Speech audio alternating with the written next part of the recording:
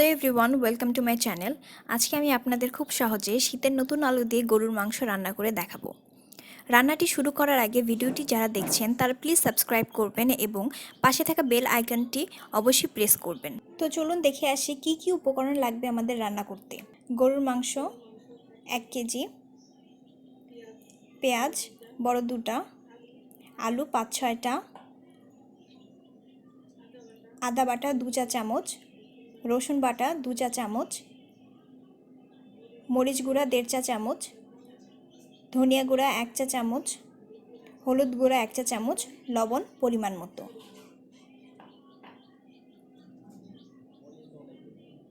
জিরা গুঁড়া 1 চা চামচ, গরম মশলা গুঁড়া 1 চা চামচ, দারচিনি 2-3 টুকরা, লং 4-5টা, এলাচ 4-5টা, গোলমরিচ 5-6টা।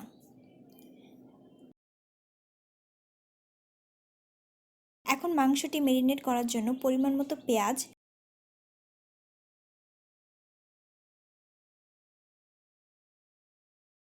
আদা বাটা, রসুন বাটা, মরিচ গুঁড়া, ধনিয়া গুঁড়া, হলুদ গুঁড়া, পরিমাণ মতো লবণ দিয়ে নিব।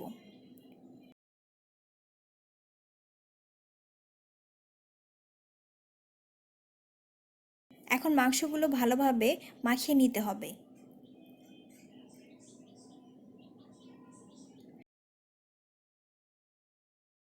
মাংসগুলো ভালোভাবে মাখিয়ে আধ ঘন্টা রেখে দিতে হবে, তাহলে মাংসের গায়ে মশলাগুলো ভালোভাবে লেগে যাবে। এখন পাতিলে পরিমাণ মতো তেল দিয়ে দিব, তারপর যে আস্ত মশলাগুলো ছিল সেগুলো দিয়ে দিব এবং সাথে পেঁয়াজগুলোও দিয়ে দিব।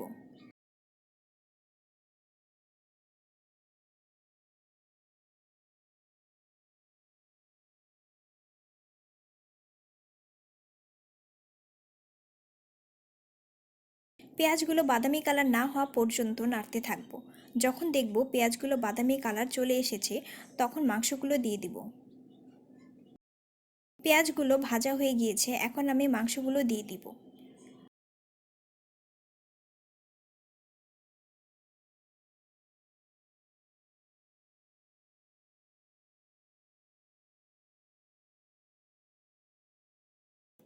মাংসগুলো তেলে দেওয়ার পর ভালোভাবে নাড়া দিয়ে নিতে হবে, যেন মশলাগুলো মাংসের সাথে ভালোভাবে মিশে যায়।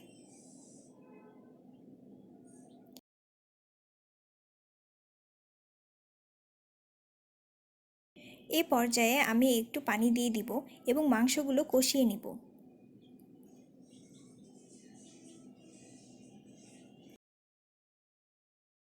এখন ঢাকনা দিয়ে কিছুক্ষণ ওয়েট করব। আমার মাংসগুলো কষানো হয়ে গিয়েছে, এখন আমি 2 গ্লাস গরম পানি দিয়ে দিব।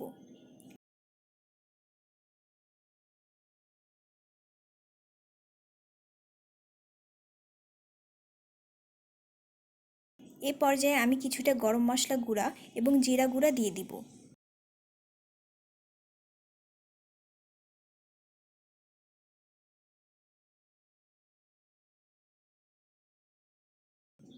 এখন ভালোভাবে নাড়া দিয়ে ঢাকনা দিয়ে ঢেকে দিব এবং চুলার জালটা কিন্তু মিডিয়াম আঁচে থাকবে। এখন আমি মাংসের সাথে আলুগুলো দিয়ে দিব এবং ঢাকনা দিয়ে আরও কিছুক্ষণ ওয়েট করব।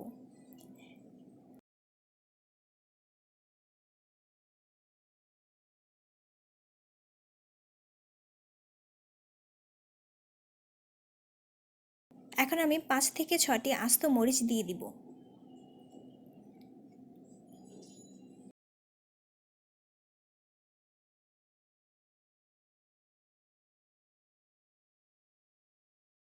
এখন এ পর্যায়ে আমি বাকি গরম মশলা গুঁড়া এবং জিরা গুঁড়া দিয়ে দিব।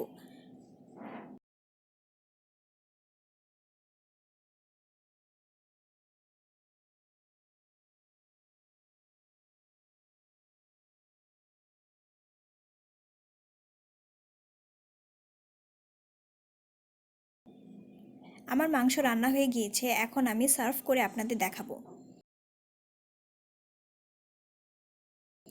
দেখুন, খুব সহজে তৈরি হয়ে গেল শীতের নতুন আলু দিয়ে গরুর মাংস রান্না।